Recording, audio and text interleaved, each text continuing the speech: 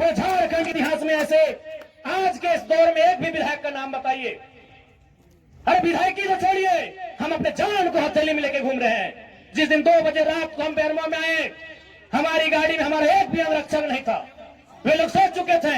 हमने कहा कोई दिक्कत नहीं है। हमने केवल ड्राइवर को फोन किया, वो भी अपने ससुराल में थे। क्योंकि आपको भी मालूम है मेरे घर में इतना जगह नहीं है कि हम 4 लोगों को ठहरने के लिए बोल सके। बगल में हमारे एक मित्र का घर है, वहीं रात रहने के लिए हम जाते हैं। वो विधायक है। हम कौन से 50 समितियां हैं। आप अपने आप को एक कीजिए। आज अपने निजी स्वार्थ का त्याग कीजिए। आज अपने मन के मतभेद को त्याग कीजिए। क्योंकि आज अगर नहीं समझे तो याद रखिएगा, आने वाले 20 सालों में, और आज तो कम से कम आपके हिस्से की बात कोई कर पा रहा है, आपकी हक की बात कोई बोल पा रहा है। आने वाले दिन अगर बोलेंगे ना तो शायद आपकी जबान काट ली जाएगी, बिल्कुल काट ली जाएगी। ये कौन सा रूप था? आप ही बताइए, कौन सा रूप था प्रशासन का? देखा था ना आपने? अरे पुलिस तो छोड़िए, पानी बरसाने वाली गाड़ी थी, आंसू गोला छोड़ने वाली गाड़ी थी, रबड़ गोली छोड़ने वाली गाड़ी थी, अग्निशमक की गाड़ियां थी, जैसे मानो किसी आतंकवादी से लड़ाई में आए हैं। इतने बेशरम, इतने निर्लज्ज हो चुकी है आज यह सिस्टम। एक विधायक है हम, ठीक है, हमारे समर्थकों ने गलत किया था, सही किया था, वो अलग विषय है। लेकिन प्रशासन का ये रूप, ये कौन सा संवैधानिक तरीका है भाई? एक महज मामूली क्वार्टर का विषय था। ऐसे ऐसे क्वार्टर धनबाद बोकारो में गिनेंगे तो शायद 1 लाख के आसपास होगा, 1 लाख आसपास होगा। एक मामूली क्वार्टर के लिए जो प्रशासन ने अपना एक घृणित चेहरा दिखाया, बिल्कुल ये घृणित चेहरा था प्रशासन का, ये नफरती चेहरा था प्रशासन का, ये असंवैधानिक अमानवीय चेहरा था प्रशासन का। एक विधायक के साथ जब वो इस प्रकार का व्यवहार कर सकते हैं तो सोचिए आम ग्रामीण रैयत विस्थापितों का क्या हश्र होगा आने वाले सालों में। इसलिए आज मैं तमाम रैयतों से, जिन्होंने किसी परियोजना में, किसी कल कारखाने में, कि डीवीसी की परियोजना हो या सीसीएल पीसीसीएल की परियोजना हो, जिन्होंने अपनी जमीन देने का काम किया है, आज उन्हें एक मंच में आने की आवश्यकता है। मैं आपसे यह आह्वान करने आया। ऐसा टीम बनाकर आई थी जैसे मानो वो रैयतों से नहीं बल्कि किसी आतंकवादियों से मुकाबला करने आए हैं। क्या हाल होगा आपको सोच के देखिए। एक विधायक है हम, ठीक है, हमारे समर्थकों ने गलत किया था, सही किया था, वो अलग विषय है। लेकिन प्रशासन का ये रूप, ये कौन सा संवैधानिक तरीका है भाई? एक महज मामूली क्वार्टर का विषय था। ऐसे ऐसे क्वार्टर धनबाद बोकारो में गिनेंगे तो शायद 1 लाख के आसपास होगा, 1 लाख आसपास होगा। एक मामूली क्वार्टर के लिए जो प्रशासन ने अपना एक घृणित चेहरा दिखाया, बिल्कुल ये घृणित चेहरा था प्रशासन का, ये नफरती चेहरा था प्रशासन का, ये असंवैधानिक अमानवीय चेहरा था प्रशासन का। एक विधायक के साथ जब वो इस प्रकार का व्यवहार कर सकते हैं तो सोचिए आम ग्रामीण रैयत विस्थापितों का क्या हश्र होगा आने वाले सालों में। इसलिए आज मैं तमाम रैयतों से, जिन्होंने किसी परियोजना में, किसी कल कारखाने में, कि डीवीसी की परियोजना हो या सीसीएल पीसीसीएल की परियोजना हो, जिन्होंने अपनी जमीन देने का काम किया है, आज उन्हें एक मंच में आने की आवश्यकता है। मैं आपसे यह आह्वान करने आया। आज मैं एक विधायक हूं, एक 30 साल का युवा, एक सुनहरा सपना, एक सुनहरी जिंदगी हमारे सामने, लेकिन आज उस जिंदगी को ठोकर मार के हम कांटों की ताज को स्वीकार करते हैं। उस सुनहरी, उस मखमली जीवन को हम ठोकर मार के कांटों के रास्ते को चुन रहे हैं। जबकि आपको भी मालूम है हम माननीय हैं, फूलों का बिस्तर हमारा स्वागत करने के लिए तैयार है, लेकिन हम कांटों की राह चल रहे हैं। आज प्रत्येक दिन दर्जनों ठेकेदारों का फोन आता है, बैठेंगे विधायक जी। दर्जनों वीआईपी लोगों का फोन आता है, 2 मिनट बैठिए विधायक जी। और आपको भी मालूम है उनके साथ बैठेंगे तो क्या डील होगा, आपको भी मालूम है। करोड़ों में ना सही लाखों में तो डील जरूर होगा। यानी एक मखमली बिस्तर को हम ठोकर मार के कांटों के साथ चल रहे हैं। किसके लिए? झारखंड के वंचित आवाम के लिए हम चल रहे हैं।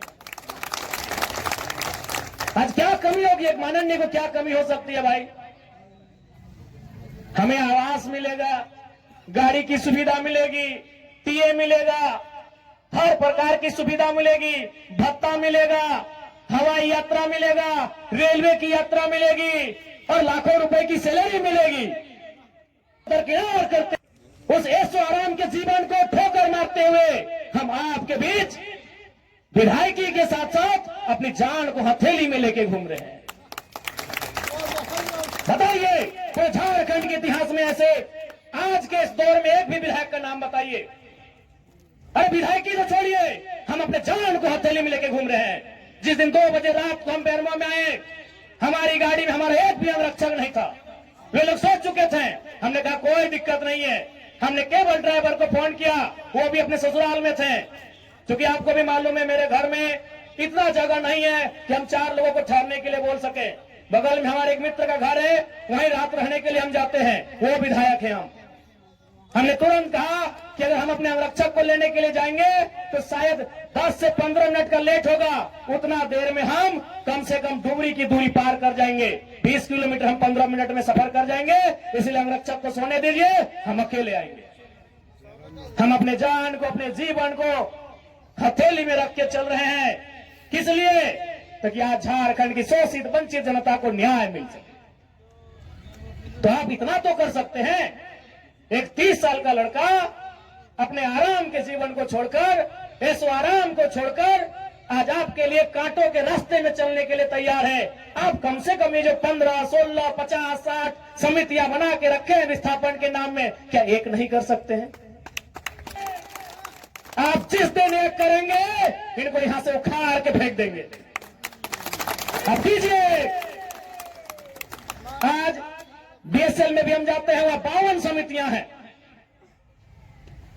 विस्थापन मोर्चा, विस्थापन क्रांतिकारी मोर्चा, विस्थापन उलगुलान मोर्चा, तो विस्थापन इनकलाब मोर्चा, 52 से 50 समितियां हैं। आप अपने आप को एक कीजिए। आज अपने निजी स्वार्थ का त्याग कीजिए। आज अपने मन के मतभेद को त्याग कीजिए। क्योंकि आज अगर नहीं समझे तो याद रखिएगा, आने वाले 20 सालों में, अरे आज तो कम से कम आपके हिस्से की बात कोई कर पा रहा है, आपकी हक की बात कोई बोल पा रहा है। आने वाले दिन अगर बोलेंगे ना तो शायद आपकी जबान काट ली जाएगी, बिल्कुल काट ली जाएगी। ये कौन सा रूप था? आप ही बताइए, कौन सा रूप था प्रशासन का? देखा था ना आपने? अरे पुलिस तो छोड़िए, पानी बरसाने वाली गाड़ी थी, आंसू गोला छोड़ने वाली गाड़ी थी, रबर गोली छोड़ने वाली गाड़ी थी, अग्निशमक की गाड़ियां थी, जैसे मानो किसी आतंकवादी से लड़ाई में आए हैं।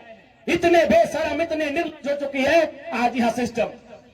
आज हो सके आज भी मेरी बातों को कुछ लोग तरोड़ मरोड़ के प्रस्तुत करेंगे कि विधायक के बोल सुनिए। अरे उनको नहीं मालूम है विस्थापन का दर्द क्या होता है। अगर वे विस्थापन को अध्ययन कर लेते तो शायद ये बोली बोलने का अवसर नहीं देखते। इसलिए आज मैं आपको स्पष्ट कहना चाहूंगा, और मैंने विधायक बनने से पहले ही कहा था, मैंने सांसद का चुनाव लड़ने से पहले ही कहा था कि आज जो हाल मैं देखता हूं पूरे झारखंड का, आज जो मैं अफसरशाही का व्यवहार देखता हूं, आज जो मैं प्रबंधन की मनमानी देखता हूं, मैंने बहुत दुखी होकर कहा था कि एक मैं पीएचडी का स्कॉलर हूं, लेकिन मैं शायद इस बात को आप लोग मेरा गलत कहें, लेकिन मैं कह रहा हूं कि कोयलांचल में रहने वाले लोग, जो विस्थापित लोग हैं, वो हम दो, हमारे दो नहीं, 2 बच्चों को एक्स्ट्रा जन्म दीजिए और उनको केवल और केवल विद्रोह की भावना के साथ तैयार कीजिए कि आपको बदला लेना है। बिल्कुल इस मेरी बात से बहुत सारे लोगों को आपत्ति होगी कि माननीय कैसा बोल रहे हैं, लेकिन उनको क्या मालूम कि जिस जमीन को हमारे बाप दादा ने 1970 में दिया है, हमारे बाबूजी मर गए, लेकिन आप भी जवान बेटा वो बुढ़ापे की ओर चला गया है, लेकिन इंसाफ नहीं मिल पाया है। और ये तो गनीमत है। झारखंड के किसान भोले भाले हैं, झारखंड के किसान सरल हैं, झारखंड के किसान सीधे साधे हैं कि आज 1970 की लड़ाई को घिस घिस कर अपने जीवन को, अपने खून को गला गला कर लड़ रहे हैं। अरे ये बंगाल याद होगा तो 1964-65 का दौर था। एक दिन पहले कुछ जमींदारों ने, कुछ सामंतवादियों ने एक किसान को मारा था। उन्होंने नक्सलवादी और नक्सलवादी जैसे घटना को अंजाम दे दिया था। एक दिन पहले। ये तो झारखंड के किसान हैं कि 70 साल से बर्दाश्त कर लिए। बंगाल के किसानों ने एक दिन बर्दाश्त नहीं किया था। आज आप नक्सलवादी सुनते हैं ना, नक्सली नक्सली नक्सली, ये डिक्शनरी का वर्ड नहीं है। नक्सली कोई पूरा वर्ड नहीं है। नक्सली बुरा हो सकता है, नक्सली वर्ड बुरा वर्ड नहीं है। नक्सली एक्चुअल में, वास्तव में बंगाल में दार्जिलिंग जो क्षेत्र है, वहां एक गांव है, उसका नाम है नक्सलवाड़ी। नक्सली कोई डिक्शनरी का शब्द नहीं है जिसको हम लोग झारखंड में सुनते हैं नक्सली। एक बंगाल का गांव है, उसका नाम है नक्सलवाड़ी। उसी गांव में घटना घटी थी। किसानों को कुछ जमींदारों ने, जमींदार को आप प्रबंधन से ही तुलना कर सकते हैं, जमींदार को आप प्रशासन से तुलना कर सकते हैं, तो कुछ जमींदारों ने, उस किसान का नाम था जंगल संथाल। लगभग 6 फुट ऊंचाई का वो किसान था, उसका नाम था जंगल संथाल। उस किसान के कुछ साथियों को लाठी डंडे से पीटने का काम किया था। बदले में एक ऐसा क्रांति आती है, उसे आप नेगेटिव कहिए, पॉजिटिव कहिए, वो विषय नहीं है कि आज उसे नक्सलवाद, नक्सली और नक्सलवादी का नाम दिया गया। वे किसानों की घटना थी। अरे उसकी तुलना में तो झारखंड के लोग सीधे साधे भोले भाले लोग हैं। आज 70 साल से पीस रहे हैं, आज 70 साल से घिस रहे हैं। आज कई पीढ़ियां बर्बाद हो गई। आंखों के सामने बूढ़ी माँ इलाज के अभाव में तड़प तड़प के मर गई। आंखों के सामने जवान बेटा बेरोजगारी से तंग आकर खुदकुशी कर लिया। आंखों के सामने इतनी घटनाएं घट गई। आंखों के सामने इतनी घटना घटने के बाद भी आज झारखंड बर्दाश्त कर रहा है। ये बंगाल होता तो आज नक्सलबाड़ी जैसी कई घटनाओं को अंजाम दे चुका होता। फिर भी